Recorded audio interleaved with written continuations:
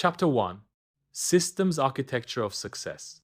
Your life isn't a set of unrelated categories: health, work, finances, relationships floating around independently.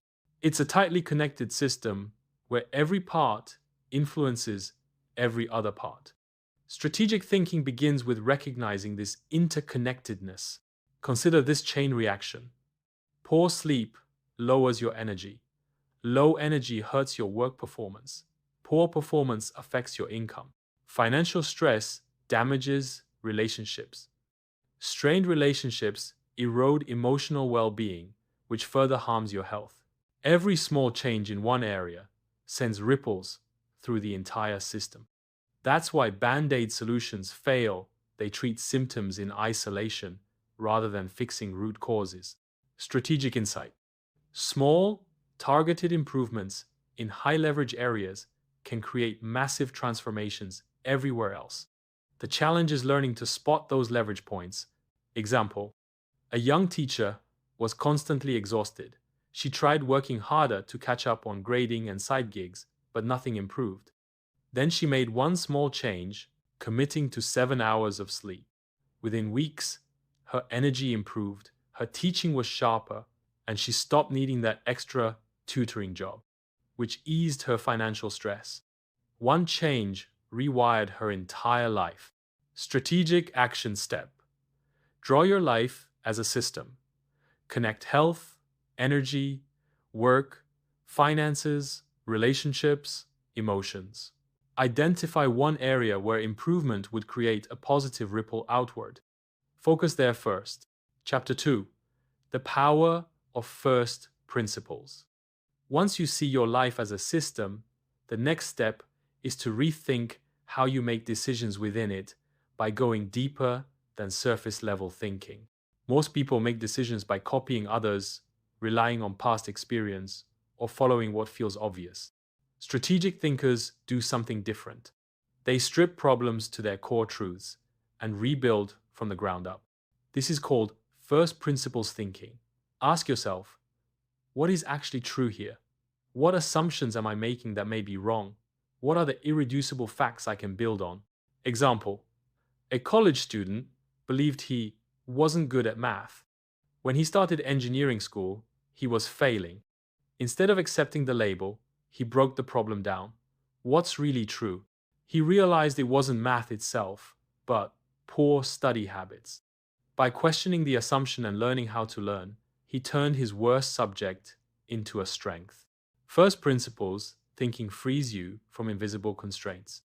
You stop accepting rules that aren't real and start seeing opportunities no one else sees.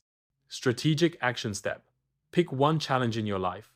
List your assumptions about it. Ask, if I started from zero knowledge, what's truly unchangeable? What can I question? Chapter 3: Mental Model Optimization. Once you're thinking clearly from first principles, you need the right tools for interpreting reality. That's where mental models come in. Your brain uses mental models frameworks that explain how the world works. Most people collect them randomly through experience. Strategic thinkers curate and refine their models deliberately. Experts in any field use specialized models to see patterns others miss. The best thinkers borrow models across disciplines from physics, economics, psychology to solve problems in unexpected ways. Think of mental models as decision-making software. Upgrade the software and every part of your life runs more smoothly. Example: a mid-level manager struggled to understand why her projects always ran late.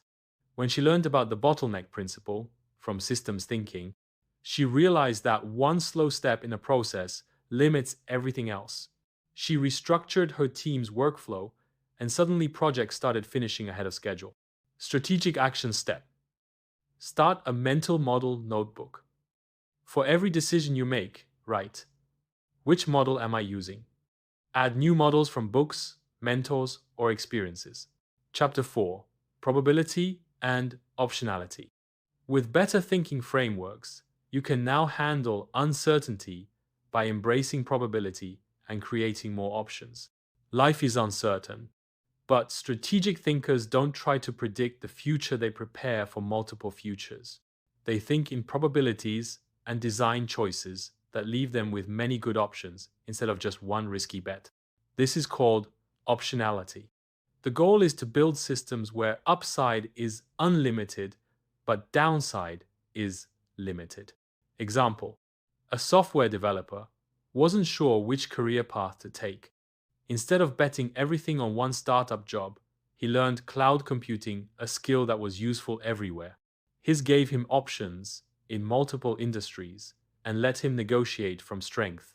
Starting a business might fail, but the experience, network, and knowledge you gain pay dividends no matter what. Strategic action step. Ask of every major decision, does this increase my future options? Avoid choices that lock you into one narrow path with no escape routes. Chapter 5. Compound Effect Engineering. Once you've positioned yourself for multiple good outcomes, the real magic comes from compounding small advantages over time. The most powerful force in strategy is compound growth. Tiny improvements, repeated over time, lead to exponential results. The problem? Early progress feels invisible, which is why most people quit too soon. Strategic thinkers stick with habits, systems, and investments long enough for compounding to take off. Example: a young lawyer started reading 10 pages of legal commentary every day. At first, it seemed pointless. After 2 years, he was the go-to person in his firm for complex cases, not because of sudden brilliance, but because knowledge had compounded quietly. Strategic action step. Identify one habit or skill that compounds over time, e.g., daily reading, saving, exercise. Commit to it for 6 months minimum. Chapter 6. Feedback Loop Design. To make compounding work faster, you need rapid feedback. That's the next layer. Every action gives information. Strategic thinkers design their lives to collect feedback faster and more accurately.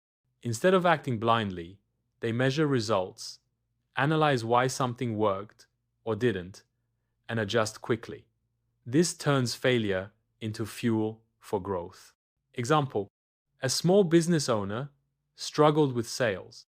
Instead of waiting months to see results, she started running weekly mini experiments with her marketing. Each test taught her something, and within 3 months, sales doubled. Strategic action step. Before starting a project, ask, how will I know if this is working? Build simple metrics, even a weekly review to track and adjust. Chapter 7.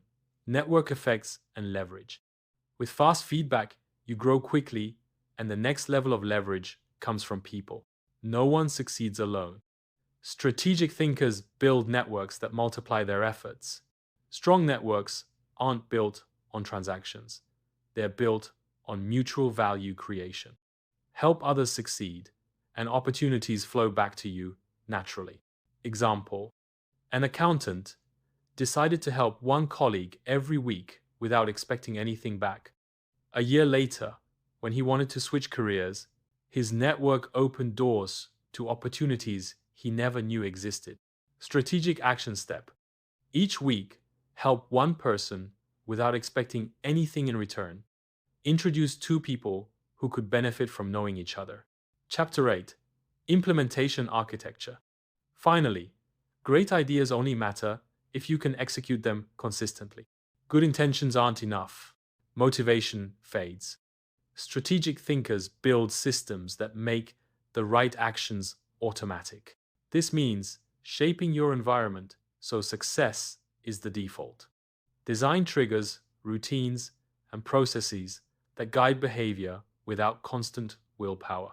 Example: one woman wanted to work out daily, but her motivation always disappeared. She rearranged her living room so her yoga mat was always open and ready. Without thinking, she exercised every morning. The environment, not willpower, drove her success. Strategic action step. Pick one goal. Ask, what environment change would make this automatic? Rearrange your space, schedule, or tools to make the right action effortless. 9. Conclusion. The strategic advantage. Strategic thinking is not just another skill, it's a new way of seeing the world. Instead of reacting to life, you design it. Instead of hoping things work out, you make them work out. Each system you build makes the next system easier. Each capability compounds into future advantages. Over time, strategic thinkers stop playing the game and start changing the rules. Final challenge. Do not just read this book, use it. Pick one action from any chapter. Implement it in the next 48 hours. Review your progress in 1 week.